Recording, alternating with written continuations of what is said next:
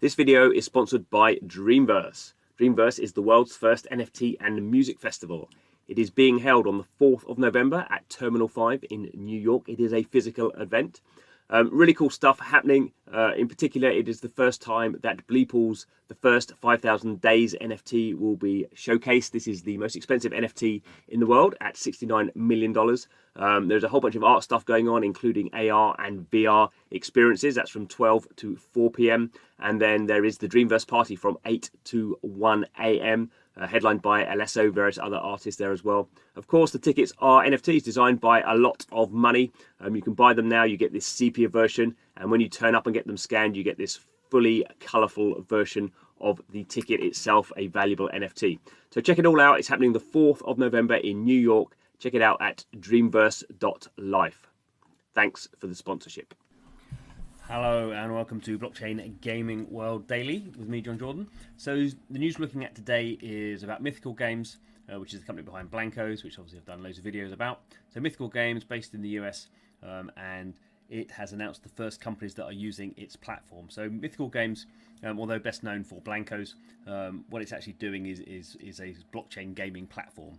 And a platform just means that game developers can make their game and they can basically plug it into the Mythical Games platform, and basically the platform sort of handles all the blockchain stuff, which is pretty tricky, and increasingly as we sort of see game developers get interested in NFTs and stuff like that, they don't necessarily have a lot of blockchain experience, so they need to sort of the platform sort of helps them out, particularly if they're sort of just testing the waters on this sort of thing. So we're seeing quite a lot of movement in this sort of platform sort of situations. There's Mythical Games, there's Forte, the two big ones, well funded in the US.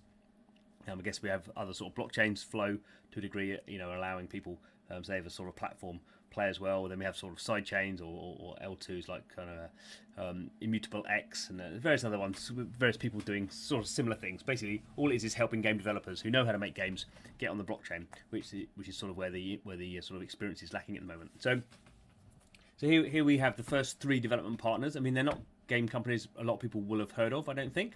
But it's kind of worth going into a little bit. So it's more than just like a partnership. So Mythical is also help funding these three new play to earn projects. So Mythical raised over $120 million. So it's pretty well funded, and it can I have no idea how much it's sort of charging people, how much it's paying people. But we've definitely heard from other developers that grants of a couple of $1 million are available from various platforms or various blockchains in order to get people, to attract sort of studios to build games using that blockchain or that platform. So this is nothing sort of new. Everyone's doing this. So what do we got? We've got an action strategy game from Abstraction Games. We can have a quick look at these sort of companies. We have a racing game from Creative Mobile. Creative Mobile is the one I know pretty well. So they're a free-to-play, or they were, they still are, a free-to-play mobile game developer out of Estonia. Really successful. It's sort of drag racing. Its first game is called Drag Racing, and it has a very big game called Nitro Nation. So really successful in the free-to-play mobile. They did actually mess around with some crypto blockchain stuff a couple of years ago now. Kind of small mobile games. Didn't really sort of pan out. It was very early for them, but they've been interested in that for a while. And also a trading card game developed by CCG Lab. And they are they're building obviously a card game based on this Cryptozoic Entertainment, who are pretty well known. They make tabletop games and trading card games and collectibles, that sort of stuff. So basically one of their IPs. Those are the companies who are the first three. There are more to come, and I think sort of higher profile ones over time. This is just the first fruit. So what they're doing here. In terms of like the hardware stuff, the blockchain stuff.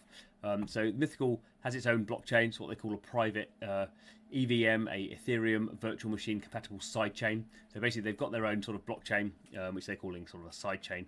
It's based on the EOS SDK the EOS SDK technology software.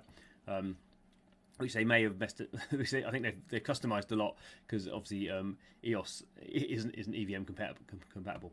So they've obviously kind of worked on that. And also it is as we see with Blankos at the moment, it uses a custodial wallet. Custodial means that users don't have access to their keys. So private keys are basically the way in which you sign transactions. And the sort of danger there is if you lose your private keys, you can't sign your transactions and you lose access to your stuff. So this is sort of a dangerous sort of thing.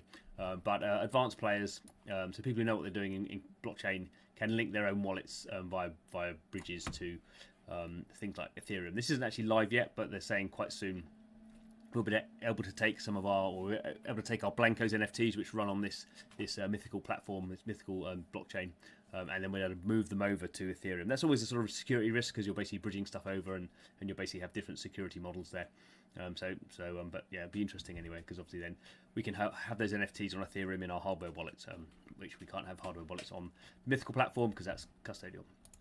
So there we go. John Linden, the CEO, I've had him on my podcast. So he sort of, he's pointing out he used to work at Activision. He worked on big Call of Duty games. He's worked on big free-to-play mobile games. The whole point of this platform is it has blockchain, it has game services, it has sort of legal compliance, production support, consulting, and they've got these first three sort of companies who are working with them. So let's have a quick look at the websites of these companies so you can sort of get a taster of what's going on there. So here we have Abstraction Games. They're out of the Netherlands. So they are they sort of they've done sort of work for hire stuff. So they've worked on some pretty high profile things. They've worked on the on this Ark Survival Evolved. They're part of that, Surviving Mars. They've done actually a bunch of stuff on Halo, the Master Chief Collection.